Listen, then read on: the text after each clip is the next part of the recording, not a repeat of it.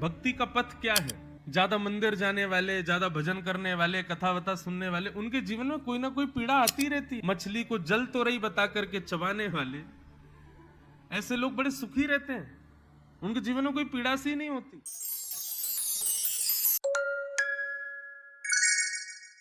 तो भैया ये संसार का कॉन्सेप्ट बड़ा विचित्र है। पीड़ा सबके जीवन में आएगी, दुख सबके जीवन में आएगा। बस भगवत भजन भक्ति का प्रभाव ऐसा होता है कि जो विशाल पर्वत हमारे ऊपर गिरने वाला है वो कंकड़ होकर के गिरेगा, लेकिन गिरेगा जरूर, बच नहीं पाओगे उससे। मेरे गुरुदेव जो मुझे पढ़ाते थे वो एक कथा सुनाया करते थे कि एक बार दो भाई थे। एक भाई तो बहुत बड़ा भजनानंदी था और उसका ही सगा बड़ा भाई वो बिल्कुल उसके अपोजिट। उसको मंदिर कभी जाना नहीं, माता पिता की बात माननी नहीं, धर्म कर्म के कभी काम हो तो वो उठ के चला जाता था। माता पिता पधार गए, दोनों भाई धीरे धीरे बड़े हुए। छोटा भाई तो बहुत बड़ा संस्कृत का ज्ञानी बन गया और बड़ा भाई एक नगर का लुटेरा बन गया। चोर डाकू डकैती सब आ गई उसके अंदर। दोनों भाई अलग अलग रहने लगे।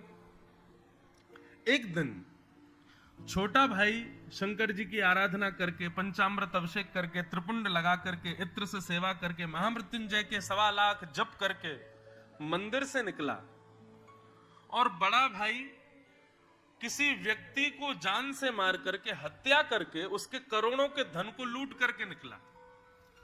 और दोनों भाइयों की एक जगह भेंट हुई। एक ही रास्ते पर दोनों भाई मिले। बहुत सावधानी से सुनिए सब लोग।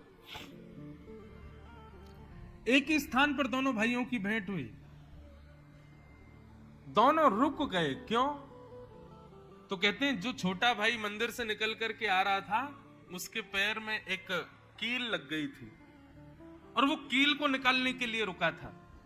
और बड़ा भाई जो किसी को मार करके करोड़ों की संपत्ति हड़प करके निकला था, वो क्यों रुक गया? बोले इतना लूट करके आ रहा था पर उसके बावजूद भी उसको रास्ते में आगे चलते हुए एक पोटली मिली। पोटली खोल के देखी तो उसमें भी सोना रखा था। पोटली लेने के लिए वो रुका।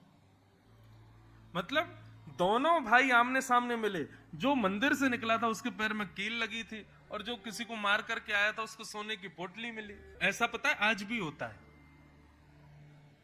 ज्यादा मंदिर जाने वाले, ज्यादा भजन करने वाले, कथा वथा सुनने वाले, उनके जीवन में कोई ना कोई पीड़ा आती रहती है।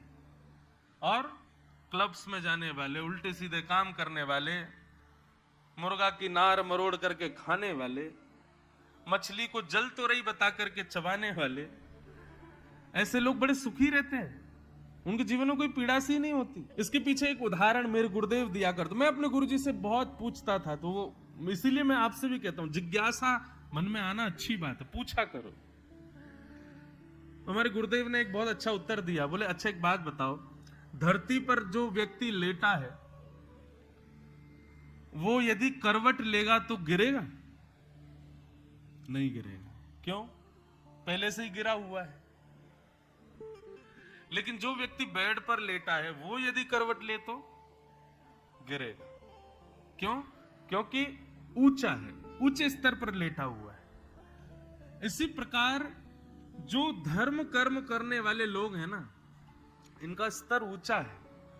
यदि इनसे कोई पाप बन भी जाता है या इनसे कोई गलत काम गलती से भी होता है तो इनको पीड़ा होती है।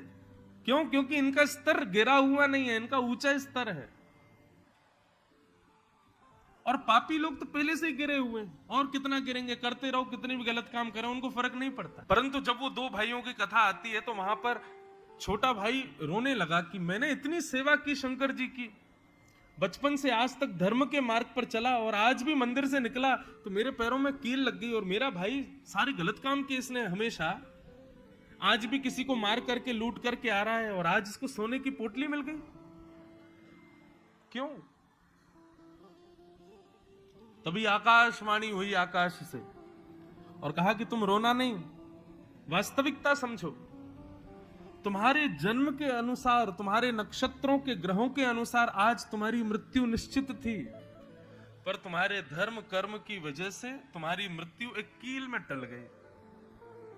और तुम्हारा भाई उसके जन्म नक्षत्र और ग्रहों के अनुसार आज वो पूरी पृथ्वी का राजा बनने वाला था, पूरी पृथ्वी का सार्वभौम उसको प्राप्त होना चाहिए था, लेकिन उसके पापों की वजह से केवल एक छोटी सी पोटली उसको प्राप्त हुई है।